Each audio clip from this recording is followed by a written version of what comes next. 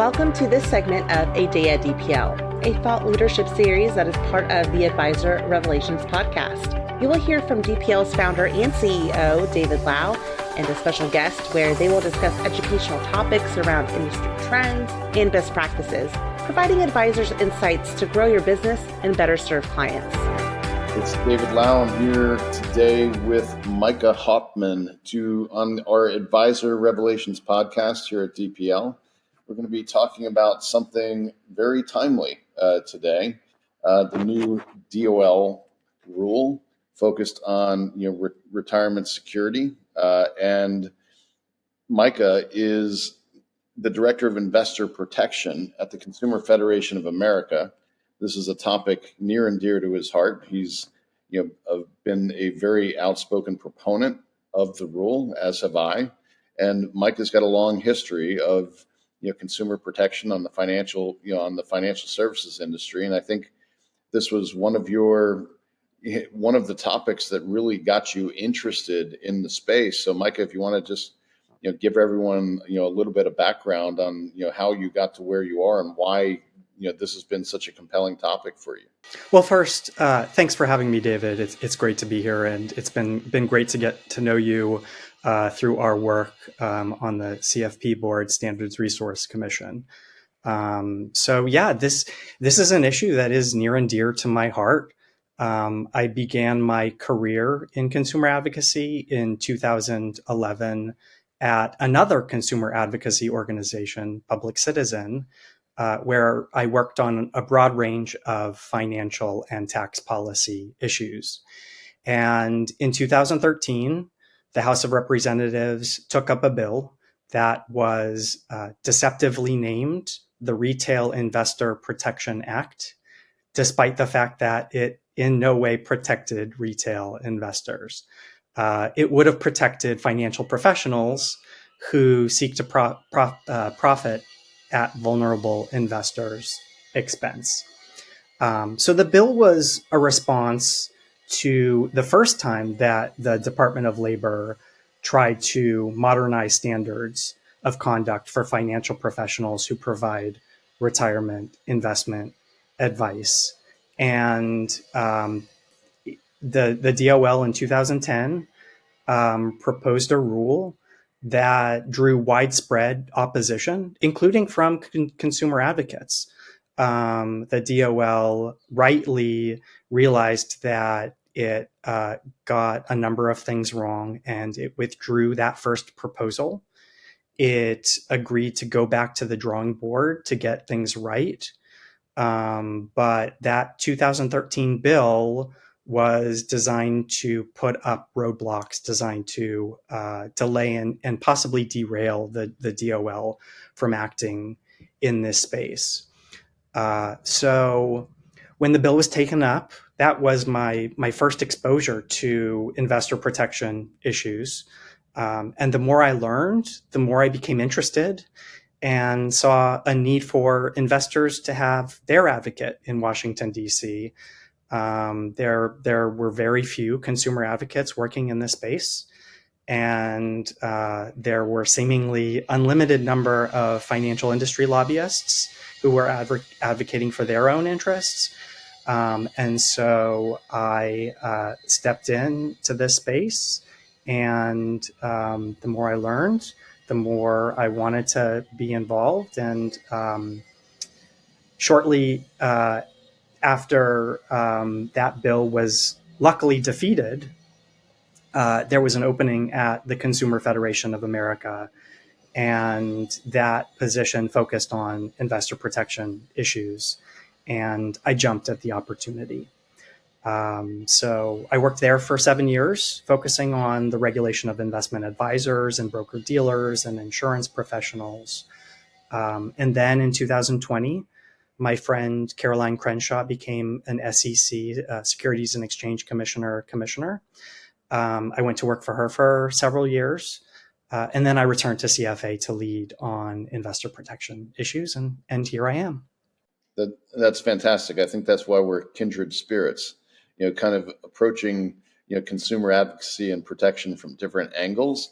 But I consider myself the same. I'm first and foremost a consumer advocate, and try to impact consumer benefit really from the product manufacturing side for my career, from banking to brokerage, now in insurance. And it resonated with me when we were building kind of the first internet bank in the country. It was about taking cost out of the product, really for the consumer to provide them with better products. And that just really resonated with me, and it's driven my career. And in banking, like the fact that building branches is expensive, or particularly back in those days, right? Building branches was really your only access to banking products and services. That wasn't like an insidious thing, right? I mean, it just was a fact. You built branches. That's the way business was done. It just happened to be expensive, and it happened to be better for the consumer to deliver those products and services in a better way. In insurance, it's been much different, where to me, it's really the commission that has been the thing that is, that I particularly find, a little bit offensive, in that it drives up so much of the cost of the product for the consumer. It's not just a way of delivering, product. It's a way that, incentivizes all kinds of bad behaviors, bad pricing, bad products, all kinds of things that really need to be, corrected. And, as I pointed out to you, I've really enjoyed some of your comments on the topic as this DOL, rule has come out, and, both of us have been featured a lot in different stories. But give me your thoughts relative to the current DOL rule. I think one of the interesting things, you pointed out is it's really not like kind of a new rule. It's really trying to close a loophole. And maybe you want to talk about that. Yeah, so I agree with a lot of what you just said. There are inherent costs to building products, including insurance products. But there are a lot of excessive costs that can be baked into products. And the more those costs are loaded into the products, the more those costs are passed on to consumers. And in many cases, it is the compensation that increases the cost for consumers. And the higher the commission, the more costs that consumers pay. And that can really undermine consumers' retirement savers, retirement security, if they have to pay excessive costs that ultimately drain their retirement. I will also add that I'm not anti-commission. I think that commissions do have a place in investment advice, that consumers should be able to pay for products and services in a number of ways, but they should never give up their right to receive advice that's in their best interest. And unfortunately, the rules that have applied to the provision of investment advice have not required financial professionals to act in their client's best interest in all cases. There have been loopholes that have allowed financial professionals to put their own interest ahead of their customers. And that can be really detrimental to investors. And this space is really complicated because there are a number of different government regulators who are involved in this space. So there's the Department of Labor, which regulates retirement accounts and retirement investment advice. So regardless of what type of financial professional you are, if you're serving a retirement account, the DOL has authority over you. And then there's the Securities and Exchange Commission, the SEC, which regulates securities professionals, broker-dealers, and investment advisors. And then there are state insurance regulators, which regulate state regulated insurance professionals and insurance products. And it's best to think of this as a Venn diagram where there's some overlap And then there are some areas where different regulators have exclusive jurisdiction. So happy to talk about any of those, but the DOL is the most recent rule, so that's probably the most relevant for today. Yeah. So if you're, when you're thinking about the DOL rule and what it's trying to address, really, retirement investment advice was designed since ERISA back in the 70s to be fiduciary advice, right? But that really, in the way that it was written, kind of only wound up applying to AUM advisors. But you could kind of have a loophole if you were compensated by commission, and this is really designed to kind of close that loophole. Is that a fair way of characterizing it, you think? Yeah, that's exactly right. ERISA became law in 1974, and it really stood for the simple proposition that if you provide retirement investment advice for a fee, you are a fiduciary. And what that means is you have a duty of care to act as a prudent professional, and you have a duty of loyalty to act in your client's best interest, so you can't take advantage of them. And you have to charge reasonable compensation for your services, so you can't charge excessive amounts. And I think that is a really sensible approach that most reasonable people would support, unless your financial interests are at odds with that. And as you mentioned, there are several loopholes in ERISA. So ERISA became law in 1974, but then the following year in 1975, the DOL promulgated rules that defined what constitutes fiduciary investment advice. And those rules significantly narrowed that definition, creating loopholes that allow financial professionals to effectively evade their fiduciary duty. So, in other words, that they could act in their own interest at their client's expense. So, for example, while the statute says nothing about how often financial advice, investment advice has to be provided, the 1975 definition said that advice has to be provided on a regular basis, which means if you provide one-time advice, for example, if you recommend a rollover, or if you recommend a transaction, an annuity transaction, and charge by commission, that wouldn't be covered.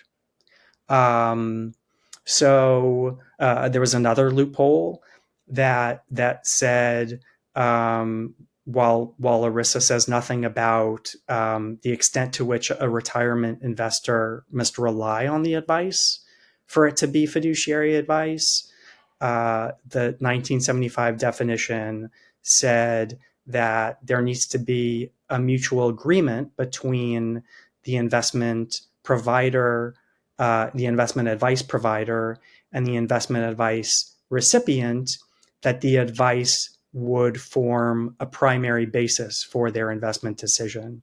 And so many firms would include fine print legal disclaimers in their contracts saying you should not rely on the recommendations that we provide as a primary basis for your investment decision. And despite the fact that that's the whole point of the recommendation. Right. And I think, as many have pointed out, including me, including you, I think consumers would be surprised to learn today that the investment advice, the retirement investment advice they have doesn't necessarily need to be in their best interest. I think they would be surprised to learn that. It would be like learning there are some doctors you go to who aren't necessarily, having to give you the best medical advice. Like it's a very important topic, right? So this isn't like selling you a car or something like that. This is a very important topic, critical to your financial future in a very vulnerable financial time, being retirement. And to learn that somebody doesn't have to have your best interest in mind, I think would be quite stunning to most people. Yeah, I totally agree. It effectively allows financial professionals to function as investment advisors, but without requiring them to act in their client's best interest. It allows them to take advantage of retirement investors who are vulnerable, who need advice in their best interest to thrive in retirement. And if we look at how the market works, in 1974 and 1975, when ERISA became law and the rules were promulgated to defining fiduciary investment advice, it was a really different market. Most people had pensions, and pensions were run by very sophisticated investors who knew how to invest. But now people are on their own. We've moved to 401ks and IRAs, and there's an increase in rollovers, and financial products and services have become increasingly complex. And so what we've done is push more responsibility onto individuals for making their own retirement investment decisions at a time when those decisions have increasingly become difficult to make. And so it should come as no surprise that more and more individuals are turning to financial professionals for advice. They're placing their trust in financial professionals. They defer to them and their expertise, and they reasonably expect and rely on the advice that they receive to be in their best interests. And at the same time, financial professionals hold out as trusted advisors. They use titles like financial advisor, which give the impression of specialized expertise. And in insurance markets in particular, many insurance professionals characterize themselves as, quote, trusted advisor. There was an insurance group advertising campaign a couple of years ago, and the tagline was, "Trust your future with a NAFA advisor." And there was a video advertisement on their website that said, "Contact us for advice you can trust. We adhere to a code of ethics that's all about honesty and integrity, and we're committed to working with you and guiding you with a financial plan that will lead you to a secure retirement." And so any reasonable consumer who sees that advertisement is going to reasonably believe that they're getting high quality investment advice that they should trust and rely on. I'll make the connection back to what you said about not being opposed to commissions, and I may be a little more opposed than most, but I'm open minded. Like I'm open minded to hearing reasonable cases for it. But what I think should be clear, and this is I think the point you're getting to, is that if you are going to operate under that model, it should be very clear to the consumer that that's the model you're operating under.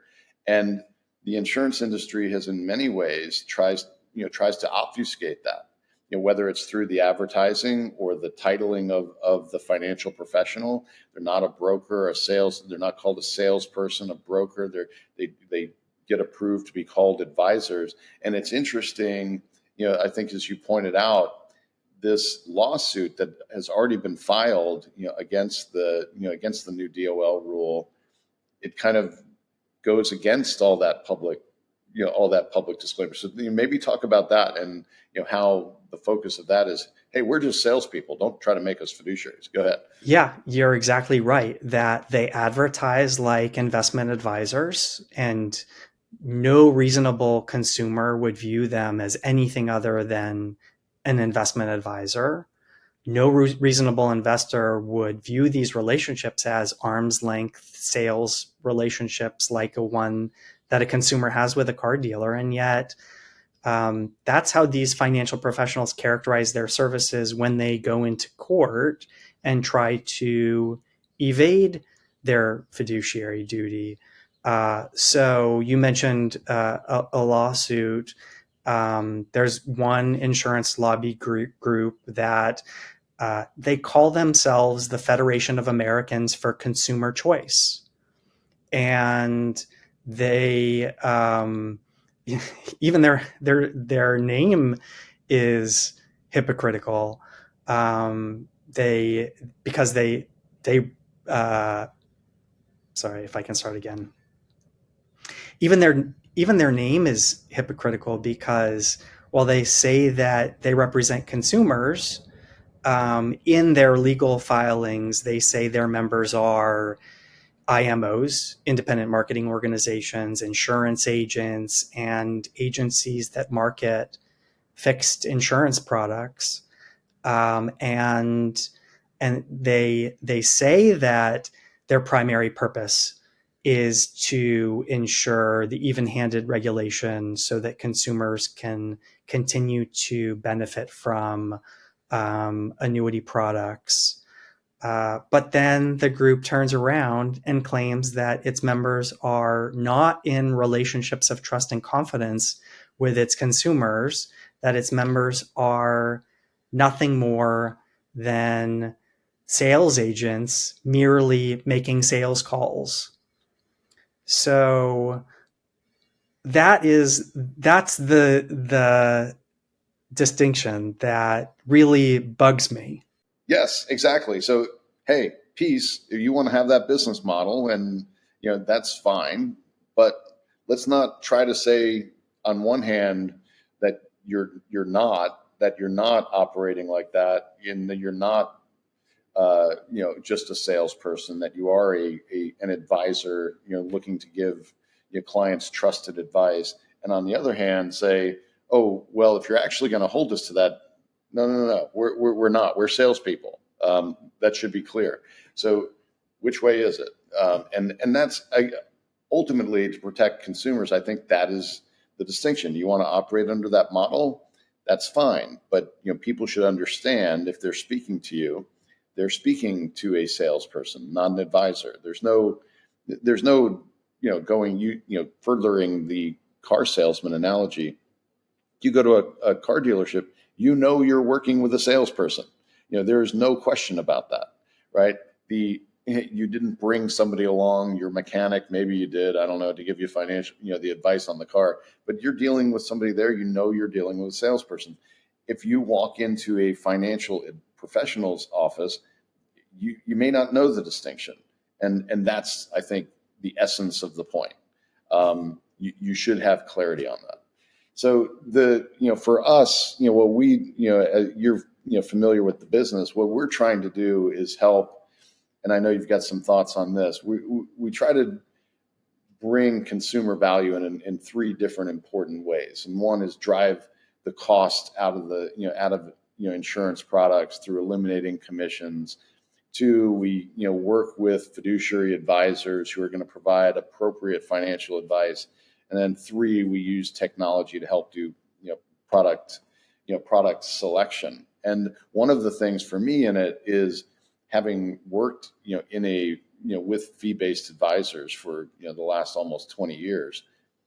Insurance had always been a conflict of interest, right? So it was lost revenue. If somebody recommended an annuity, consequently, you see RIAs who've been in business for 20 years and they never met a customer they thought could benefit from an annuity, right? And the point being, every business model has conflicts of interest. So we try to eliminate some of them, but I mean, you make that point, and it's a fair one. I don't know if you want to elaborate on that thought. Yeah, I agree completely that every business model has its conflicts of interest, and every business model should be required to mitigate those conflicts of interest to ensure that those conflicts of interest don't taint the advice. As you mentioned, there are fee-based advisors who have never met an annuity that they think is appropriate, despite the fact that annuities can have their place in a retirement plan. So those conflicts should be mitigated as well. And then back to the point about commissions. My issue is not necessarily with commissions if those commissions are relatively, if they're reasonable, and there's no incentive to recommend one annuity over another. But the problem with a lot of annuities that we see is there are some annuities that provide higher commissions to be sold. And so that creates an incentive for the financial professional to recommend the annuity that provides the highest commission, regardless of whether that is the best fit for the consumer. And even worse, there are non-cash compensation benefits that can be provided to financial professionals for selling certain types of annuities. And so they can get an all expense paid vacation to an exotic location, gifts to entertainment, golf outings, meals, jewelry. And those are the types of incentives that encourage and reward financial professionals for recommending and selling certain products over others. And then those costs have to come from somewhere. Where do they come from? The consumer. That's right. It's all built into the product pricing, right? And that's one of the common misconceptions I hear in arguments. So I mean, generally, when I'm defending fees against commissions, I'll get people will say, well, it's really a choice between whether you want to pay a one-time upfront fee or you want to pay an ongoing fee. And I said, no, not in the case of annuities, right? That is not the question for the consumer. That's the question for the advisor. How would you like to be compensated? One time up front with a commission or ongoing through some kind of advice fee? For the consumer, they're paying the same way. They're paying, ongoing through elevated product costs if they get a commissioned product, or they're paying ongoing financial advice, which is a separate service, optional to pay. It's not built into the product cost, which is where I come down on make the case for a commission for me. I find a hard time making the case, but I'm try to be open-minded, but don't try to make the argument that one time up front might be better for the consumer than paying ongoing, because that's not the question for the consumer. It's they're paying ongoing, whether they never hear from that commissioned advisor again or not. They're continuing to pay for that commission for as long as they own the product. Yeah, you make fair points. And the problem with a lot of these products is they're so complex, and retirement investors may not understand the features of these products. And also, these products can be, as you know, incredibly opaque. And so investors rely on financial professionals for their recommendations. And the financial professionals have incentives to recommend whatever is best for them. And so there are a lot of really questionable, if not harmful, features that annuity products can have that benefit the financial professional and don't benefit, and in many cases harm the consumer. And we've talked about many of these, whether it's complex proprietary indices instead of a simple S&P 500 index that a fixed indexed annuity follows. These can provide questionable benefits. Some of them are pretty gimmicky. They're very difficult to evaluate, and they can create unrealistic expectations on the part of the consumer. Go ahead. Well, so one of the things we think is important in what we do is through the technology be able to compare product, in terms of the benefit it will provide, which is a pretty different thing. So tying it back to your point on different products paying differently, and maybe that influences the kind of advice that consumers get. If you look at a product like a SPIA, single premium immediate annuity, a fairly simple product to compare. What's the rating of the company? How much are they going to pay you? Incredibly unpopular products, even though they're completely simple, because you have to ask, is it because people don't like the notion of a SPIA, or is it because the commissioned advisor or broker doesn't like the commission paid? Because the commission paid in a SPIA is typically only 2 or 3% because they're so easy to compare, right? So the carrier knows they can't pay the same 8, 10, 14% commission in a SPIA because they would be uncompetitive on rates and it would be quite apparent.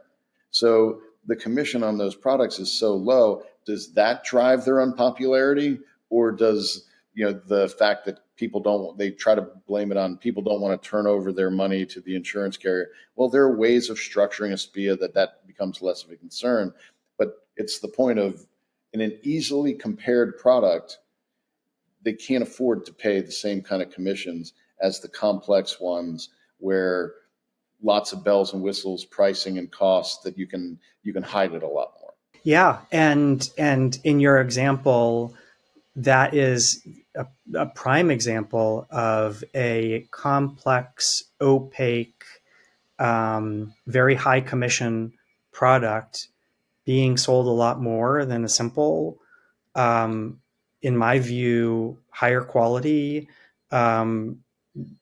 product, and consumers pay the difference. So, in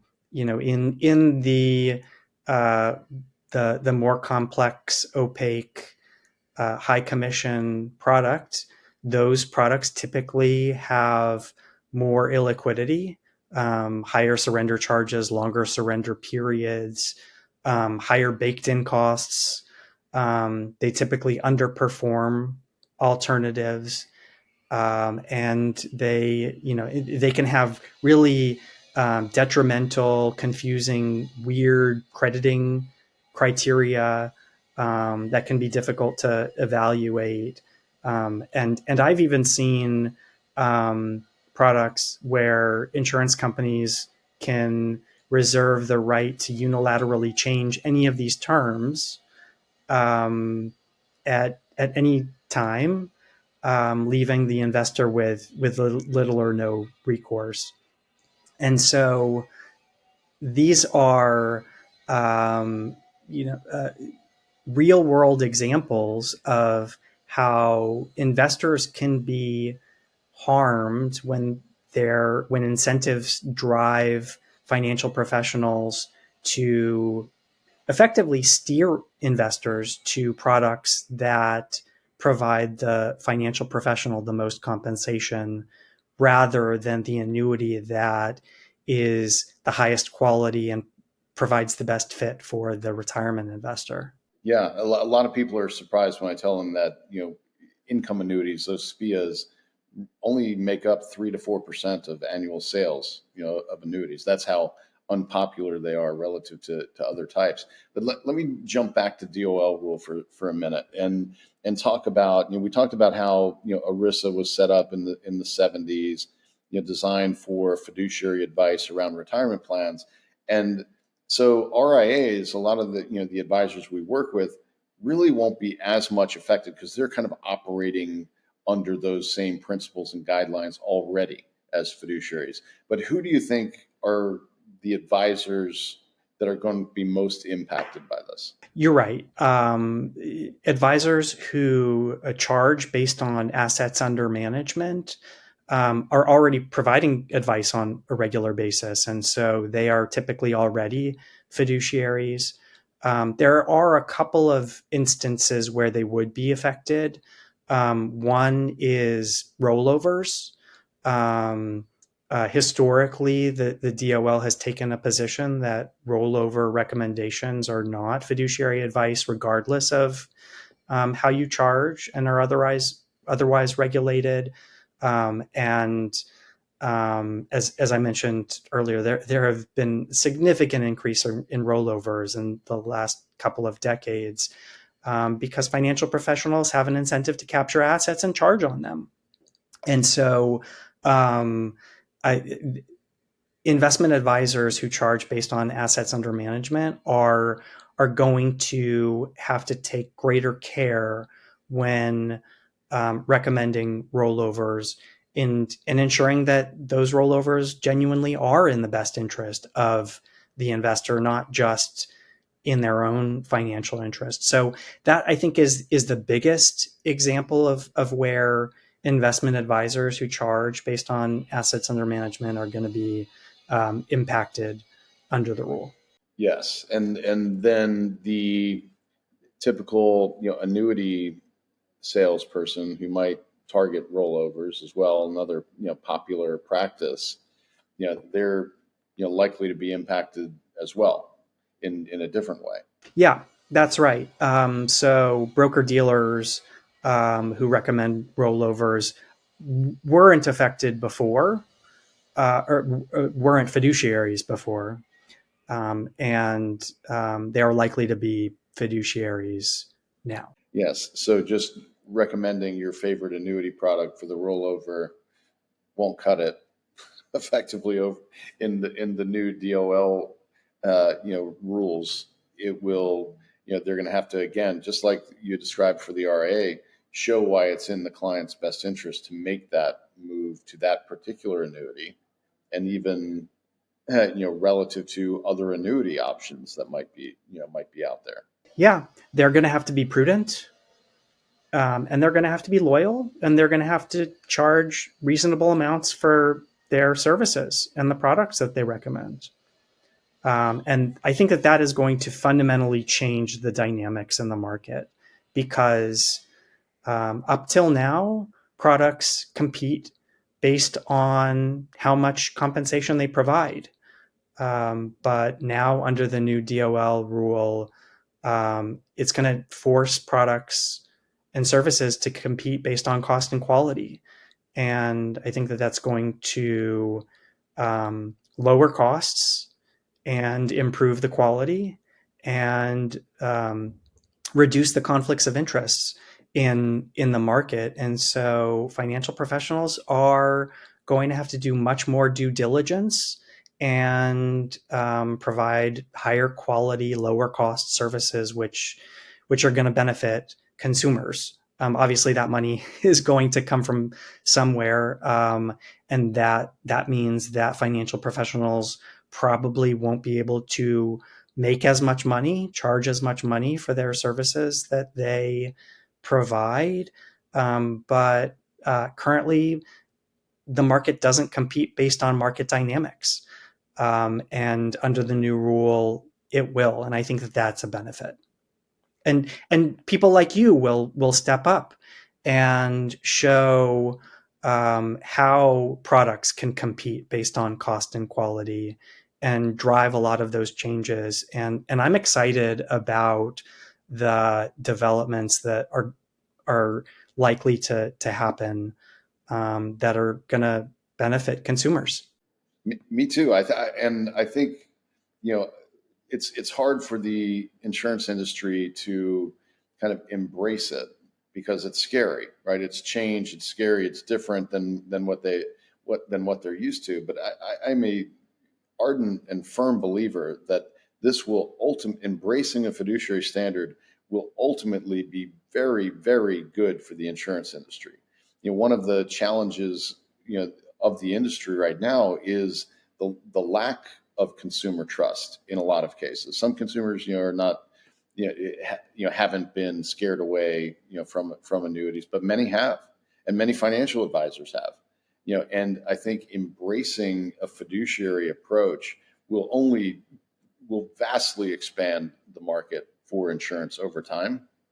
And all of the things you described are so good for consumers. How can you argue again. Well, we see how people argue against, but how can you rationally argue against the fact that we should be doing things that are going to benefit the consumer through better advice, higher quality product, better pricing, et cetera. And I think that's, this is progress that is going to be helpful for both the industry and the consumer, even though it's a little scary, for the industry to try to deal with the change.